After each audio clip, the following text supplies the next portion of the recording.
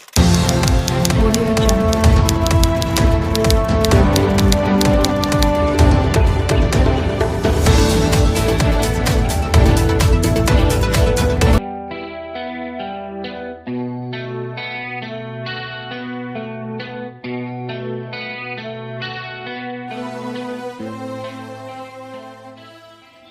Alhamdulillah, pagi ini hari yang kelima kami berada di Duren, Malang, di Masjid Lawang Seribu.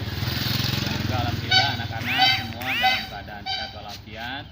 Mudah-mudahan, dan juga saya mohon doanya kepada para wali santri dan semua sahabat. Mudah-mudahan kami dari berangkat ke sini sampai nanti pulang lagi ke Lampung dalam keadaan sehat walafiat.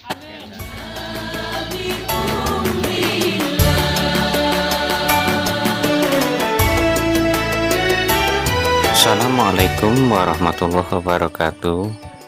Jumpa lagi bersama kami, rombongan ziarah Wali Songo, Pondok Pesantren Miftahul Huda 606, Desa Agom, Kecamatan Kalianda, Kabupaten Lampung Selatan. Kami rombongan saat ini berada di daerah Kecamatan Duren, Malang, Jawa Timur. Kami rombongan ziarah Wali Songo Pondok Pesantren Miftahul Huda 606, yaitu datang ke Desa Senanrejo, Kecamatan Duren, Kabupaten Malang, Jawa Timur, mendatangi Masjid Lawang Sewu. Bangunan Masjid Lawang Sewu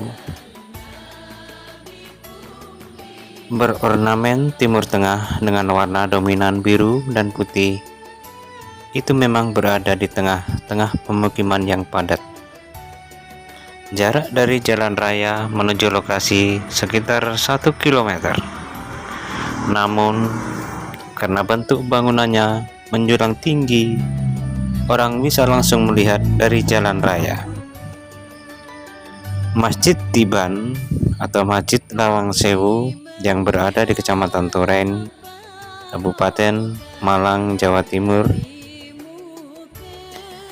Masjid itu konon dibangun dan dipercaya dengan pengerahan pasukan jin.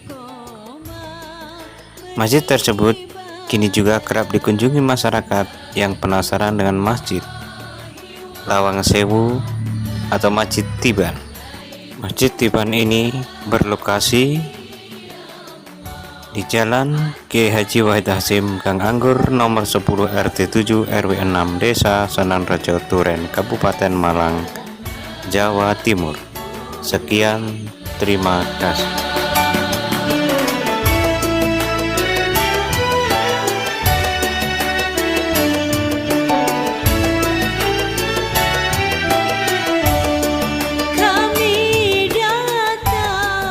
Dan kini kami rombongan ziarah Wali Songo Pondok Pesantren Miftahul Huda 606, Kalianda, Lampung Selatan, ziarah makam Kiai Raden Santri yang berada di Gunung Pring, Muntilan, Magelang, Jawa Tengah.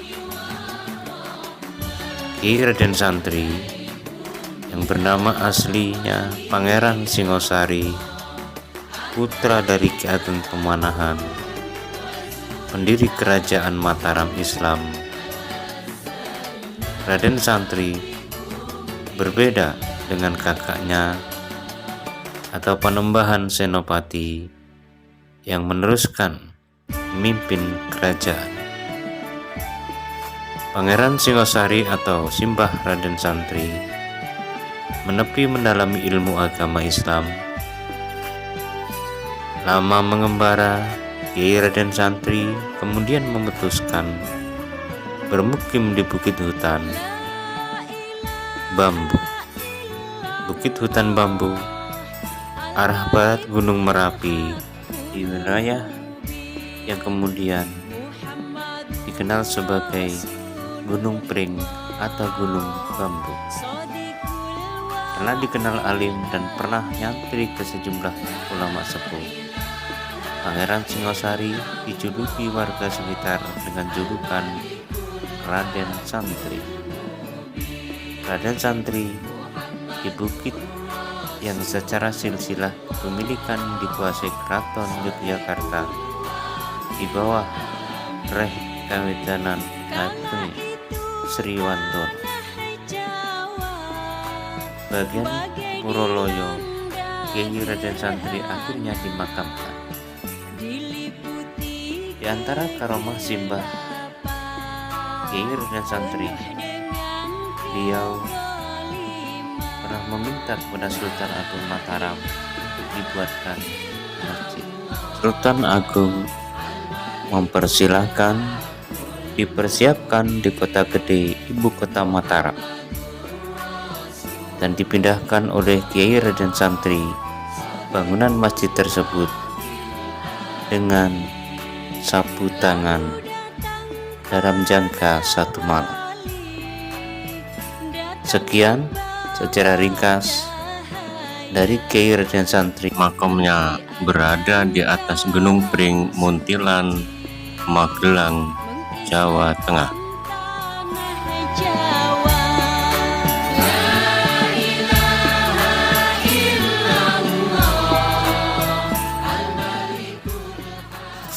Kemudian kami rombongan peserta ziarah Wali Songo Pondok Pesantren Miftahul Huda 606 Kalianda, Lampung Selatan, ziarah di makam Syekh Subakir.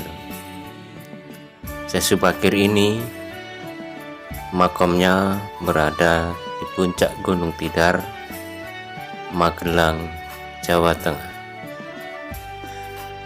Syekh Subakir adalah salah satu seorang ulama asal Persia atau saat ini menjadi negara Iran. Syekh Subakir yang dikirim Khalifah Turki Utsmaniyah Sultan Muhammad I untuk menyebarkan agama Islam di wilayah Nusantara atau Tanah Jawa. Konon Syekh Subakir dengan kesaktiannya dan tombak pusaka Kiai Panjang telah menumbali Tanah Jawa dari pengaruh negatif makhluk halus saat awal penyebaran agama Islam di Nusantara. Syekh Subakir diutus ke Tanah Jawa secara khusus untuk menangani masalah-masalah gaib.